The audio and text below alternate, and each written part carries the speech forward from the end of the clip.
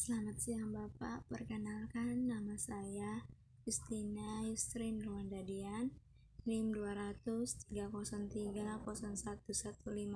kelas C semester 2, jurusan Sosiologi.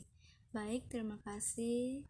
Kali ini saya akan mereview buku tentang alasan sosiologi oleh Georges Simmel dan Benyot Kaiko Piteila, yang dimana tugas ini untuk memenuhi tugas ke-9 mata kuliah teori sosiologi klasik. Bab yang pertama, bangkit, jatuh, dan kembali dari sebuah konsep. Friedrich T. Brooke. Menurut sosiologi budaya Friedrich T. Brooke, yaitu budaya memiliki konsep-konsep kunci, yang dimana tampaknya mereka tidak dapat diketahui. Untuk fondasi lingkungan budayanya sendiri, dia mengidentifikasikan gagasan tentang masyarakat. Masyarakat sendiri adalah ide yang mendominasi manusia, keberadaan dan menutupi identitas lain seperti kelompok etnis, bangsa, pernikahan, dan keluarga. Terlepas dari dominasi ide seperti kelompok di masa T. Brooke, itu menjadi tidak disukai dia. Sejak itu masyarakat diperlakukan secara tidak bersahabat, mode jauh lebih luas. Ide ini masyarakat adalah motif dasar buku ini. Pertanyaan mengelilingi naik turunnya ide secara khusus dalam sainsnya sosiologi. Dalam siklus naik turun dan kemunculan kembali ini, tahap terakhir adalah yang paling menarik. Mengejutkan untuk dicatat bahwa ketika masyarakat pertama muncul dan kemudian berpengaruh, tidak dipermalukan di dalamnya sains. Ia terus kembali seolah-olah dengan dirinya sendiri, bahkan melawan perlawanan. Aspek siklus dari konsep tersebut dieksplorasi dalam bab ini. Bangkitnya. T. Brooke berpendapat bahwa masyarakat konsep kunci dari kondisi modern, yaitu adalah penemuan sosiologi. Bruno Latour setuju tanpa sosiologi tidak ada masyarakat. Dalam beberapa pendapat, sosiologi agak sombong. Abad ke-20 secara mencolok merupakan abad sosiologis. Itu masuk mata mereka, periode yang sangat menuntut masyarakat untuk digambarkan sebagai keutuhan. Uraian tersebut disampaikan dengan berorientasi pada sosiologi, analisis struktural dan fungsional, dan terhadap masyarakat. Jadi jika sosiologi pernah memiliki konsep sentral itu, berarti adalah masyarakat. Hapus masyarakat, sisipkan sosial. Ketika masyarakat disingkirkan dari sosiologi, penekanan bergeser di tempat lain. Latour 2005 menunjukkan di mana ini. Dia mendefinisikan sosiologi sebagai ilmu tentang kehidupan bersama, hampir sama dengan mengatakan bahwa sosiologi itu sederhana. Studi tentang masyarakat yang namanya berasal dari bahasa Latin, yaitu socius, yang dimana artinya rekan, kolega, kawan dan rekan. Bagaimanapun rekan, kolega, kawan, dan sahabat adalah orang-orang yang hidup bersama dengan kita semua dan dengan demikian membentuk masyarakat. Langkah pembukaan Latour adalah baik. Ini adalah kelanjutannya membuat saya kesulitan. Faktanya adalah bahwa Latour dengan tegas menolak gagasan bahwa sosiologi seharusnya belajar masyarakat. Otoritasnya teori jaringan aktor atau ANT adalah didasarkan pada gagasan bahwa tidak ada dimensi sosial apapun, tidak ada konteks sosial, tidak ada domain realitas yang berbeda yang diberi label sosial atau masyarakat. Dapat dikaitkan sadar akan provokasi katanya bahwa orientasinya dapat diterima tetapi untuk alasan yang sangat berbeda. Bab yang kedua, konsep dasar masyarakat dan masyarakat.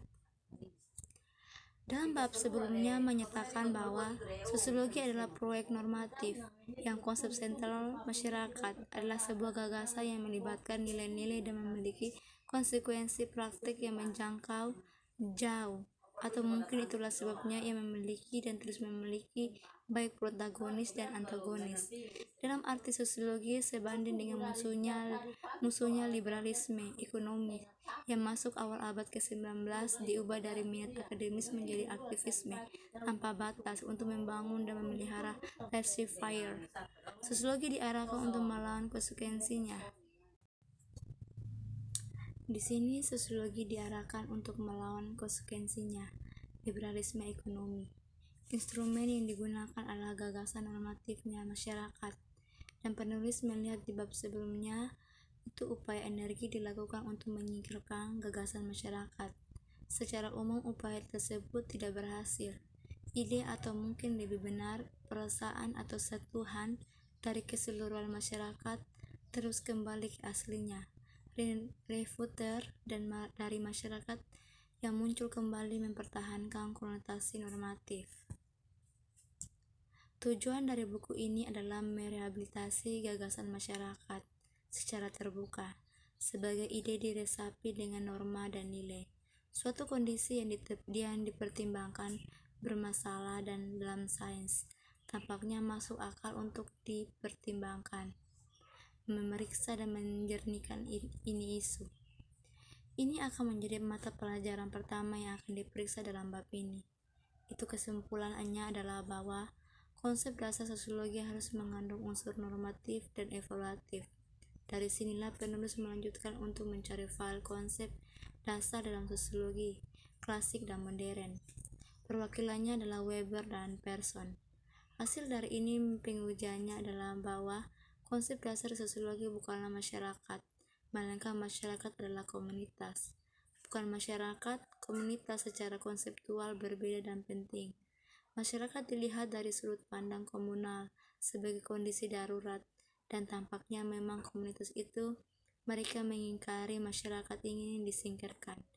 Ini giliran berarti ada kesempatan untuk memperkenalkan kembali sosiologi sebagai ilmu yang secara konseptual berfokus pada masyarakat. Bab 3. Peran sosiologi dalam masyarakat. Komunitas sebagai master. Bab-bab sebelumnya telah mempertahankan hal itu, terutama dalam kritis situasi sosiologi. Seperti dengan orang lain akan mencari pelindungan komunitas dan membangun, mengkonstruksi dan memperkuat komunitas.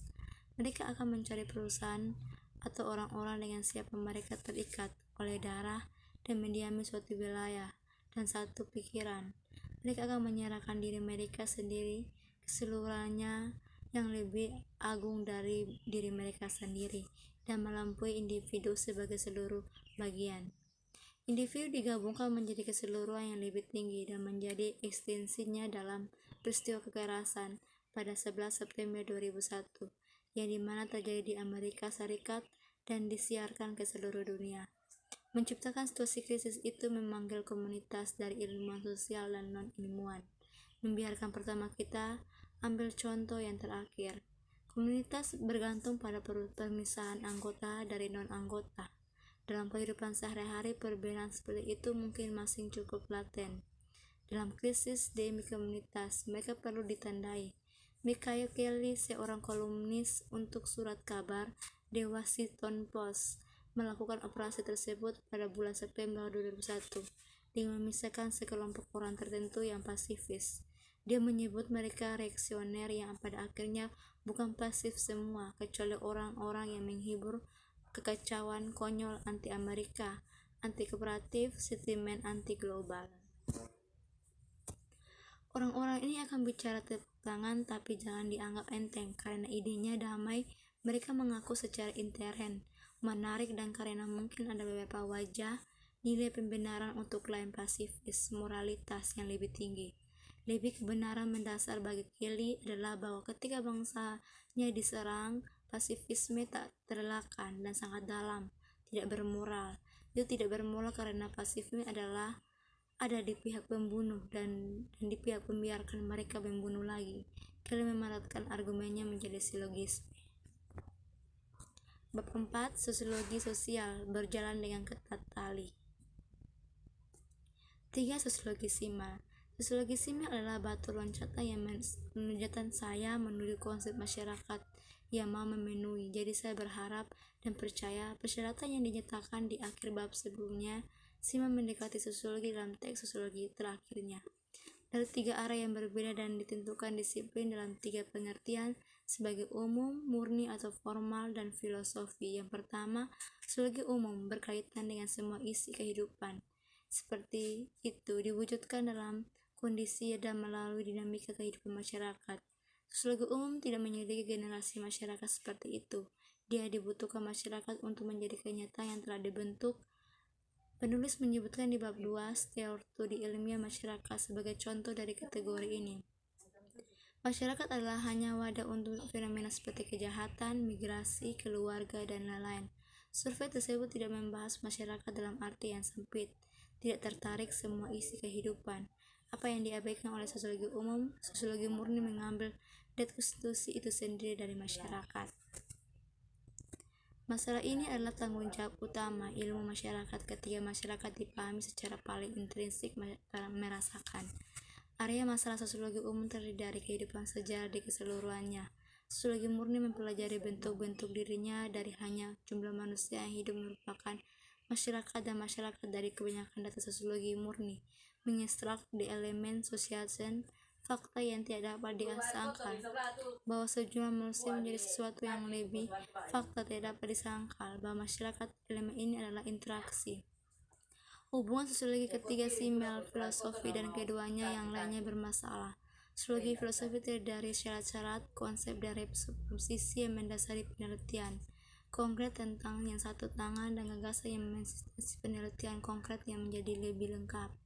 Ikhtisar di sisi lain yang pertama dari fungsi ini adalah salah satu yang menjelaskan konsep untuk penelitian konkret, terutama abstrak, dari elemen society, dari kehidupan histori, dan sudah dibuang dalam sosiologi murni. Sosiologi filosofi tidak namun digunakan hasil untuk menjalankan fungsi kedua, yaitu konstruksi keikhtiar. Ada yang jeda yang memisahkan filosofi sosiologi dan sosiologi umum dan murni. Bab 5 simbol dan war. Antusiasme intelektual untuk perang. Tahun-tahun terakhir simbol digelapkan oleh Perang Dunia Pertama. Dia tidak pernah melakukan cukup hidup lebih lama darinya. Meninggal pada tahun September 1918. Gencatan senjata diakhiri beberapa minggu kemudian di bulan November. Perang besar akan menjadi eksperimen krisis histori di mana ketebahan sosiologi simbol diuji. Kriteria ujian adalah apakah dia dalam kaitannya dengan perang memegang atau tidak berpegang pada sosiologinya dan implikasinya bagi praktis itu tanpa adanya pergaulan manusia yang dasar dominasi. Pada Januari 1914, pada usia 56, Simmel diangkat sebagai profesor filsafat di Universitas Strasbourg. Dia mengambil kursi itu saja sebelum perang pecah pada bulan Agustus. Jika jabatan profesionalnya signifikan, maka perang itu menentukan dan dia terhanyut oleh daya terikat-nya. Simmel pertama reaksinya adalah antusiasme, tetapi kegembiraan yang mengairkan untuk perang ini tidak bertahan lama. Pada tahun 1915, krisis mulai ketika otoritas militer mengajukan tuntutan terhadapnya karena dugaan pernyataan anti-Jerman di koran. Tuduhan itu kemudian dibatalkan, namun sejak saat itu tulisan Simmel menjaga jarak dari perang.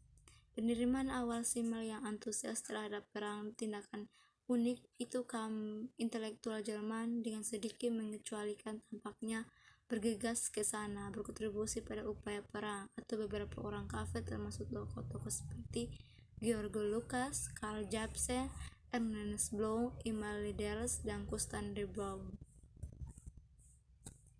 Kontribusi para intelektual itu dalam utama intelektual mereka menulis dan menerbitkan penguliahi dan mengadakan pidato. Kursus yang diatur partisipasi mereka bukanlah orang Jerman keistimewaan. Pada pemahaman umum Eropa bahwa konflik pada akhirnya adalah perang budaya, akademis Jerman merasa menjadi tanggung jawab mereka untuk mempresentasikan politik perang Jerman sebagai kebenaran. Gudang argumen yang dipelajari adalah mulai bekerja untuk melakukan perang sebagai perjuangan atas budaya Jerman yang diakui kualitas unik dalam hubungan dengan peradaban Barat. Katalog bidang keilmuan dan seni yang berpartisipasi sosiolog, ahli historiografi, filsuf, pedagog, teologi, ekonomi, sastrawan, dan penyair. Sejak awal sejarawan dan filsuf, pengacara, dan sosial ilmuwan mengajukan tesis bahwa budaya Jerman berbeda secara fundamental dari peradaban Eropa Barat. Bab 6 Simmel dan kondisi modern. 2. Metafisika. Simmel merasa tidak nyaman dengan waktunya sendiri. Dia membenci kelebihannya, konten objektif, dan urgensi teknis. Inilah yang membuat perasaan membedakan antara masyarakat dan masyarakat murni. Tentu saja politik dan ekonomi masyarakat dan masyarakat tidak diikat oleh apapun. Gagasan yang bertujuan adalah masyarakat melalui, tetapi hanya masyarakat yang bisa bersosialisasi adalah masyarakat tanpa kualifikasi lebih lanjut. Karena itu mewakili struktur murni pada prinsipnya ditinggalkan di atas segalanya secara spesifik konten. Bersemua masyarakat sepihak dalam gambar abstrak yang larut, seolah-olah semua konten menjadi permainan bentuk berkala. Masyarakat seperti itu dibentuk dalam interaksi kehidupan modern yang terbebani dengan konten objektif dan kepentingan teknis. Berbeda di tempat interaksi ada ide yang mengungkapkan tujuan, kelompok sosial modern dan tidak disatukan secara interaksi. Mereka diintegrasikan melalui gagasan yang mengungkapkan tujuan dan nilai. Wells-Wilcon adalah salah satu metafisika untuk berbagai masyarakat. Swegelnaken menunjukkan metafisika yang berbeda. Perbedaan ini mengarah pada komunikasi kecil. Masyarakat murni seperti yang dipraktikkan dalam kelompok sosial juga merupakan pengungkapan dan ide tujuan yang dikejar dan demi kepentingan sendiri, namun ini bukanlah akhir di antara ujung itu. Simmel menunjukkan Swegelnaken yang terakhir ini berintegrasi besar formasi. Bab 7 Uang. Di bagian ketiga buku ini, teori yang diuraikan di bagian 2 adalah diterapkan pada 3 lembaga kemasyarakatan, yaitu uang, komunikasi massa di negara bagian. Nasihat teori ini adalah mencari situasi di mana masyarakat itu sendiri dapat dipraktikkan dengan melakukan interaksi tidak langsung antara orang-orang yang tidak termasuk dalam kelompok inti. Kelembagaan praktis hipotesisnya adalah uang, komunikasi massa, dan negara adalah lembaga yang terdiri dari ide teoritis. Ini awalnya lahir dari perubahan paradigma sejak saat itu, tahun 1980-an, dalam beragam ilmu sosial. Pergeseran paradigma terponcok saja secara efektif untuk alasan yang masuk akal. Sosiologi ingin menyingkirkan konsep masyarakat, sebuah ide yang secara pribadi yang saya tolak. Pilihan saya adalah mencari cara lain yang tidak ortodoks untuk memahami masyarakat sehingga idenya dan juga sains sosiologi dapat dipertahankan. Apa yang saya temukan adalah ini, tidak ada masyarakat di luar tindakan manusia, yaitu interaksi yang ada dalam pelaksanaannya. Berarti masyarakat yang bisa disebut societal. Salah satu hipotesis turunnya adalah orang yang tertentu di situasi berskala besar memiliki tindakan seperti itu untuk pekerjaan profesional mereka. Mereka mempraktikkan interaksi sosial masyarakat dalam skala global modern. Teori untuk inilah adalah dikembangkan di atas bagian 2. Tetapi untuk menunjukkan bagaimana institusi dalam operasi praktiknya dapat dilihat benar-benar menghubungkan orang dan mempraktikkan masyarakat. Bab 8 Media massa. Ortodoksi. Seperti halnya studi tentang uang, penelitian tentang komunikasi massa juga ada di ortodoksi. Dalam pandangan ortodoks, media adalah saluran satu arah komunikasi. Memang benar bahwa media memungkinkan kita untuk melihat dan mendengarkan lebih jauh batas sensorik normal, dan mereka menambahkan dimensi ke salah satu pendengaran pidato dan kombinasi komunikasi audiovisual hadir bersama. Teknologi memperluas indera kita ketika kita melayani upaya untuk melampaui waktu dan tempat. Media memperluas kami pengetahuan. Pengetahuan ini tidak didasarkan pada pengalaman langsung di media atau diterima secara langsung melalui media. Bahkan jika media massa menangani media, nampaknya hanya satu-satunya sebagai transmisi dari praktik adalah interaksi. Dengan demikian, sosialisasi dalam masyarakat pada tingkat yang kecil. Dua contoh luar biasa, Glendes dan Luckman, akan mengilustrasikan hal ini. Glendes mempermasalahkan klaim bahwa minoritas adalah era fragmentasi dan dinamisasi. Pandangannya yang bersaing adalah bahwa di akhir-akhir ini mayoritas manusia dalam media massa, khususnya komunikasi elektronik, berfungsi sebagai kekuatan yang bersatu dengan mengintegrasikan penyebaran informasi dan menciptakan kesadaran akan situasi yang jauh dan acara. Sekian dan terima kasih.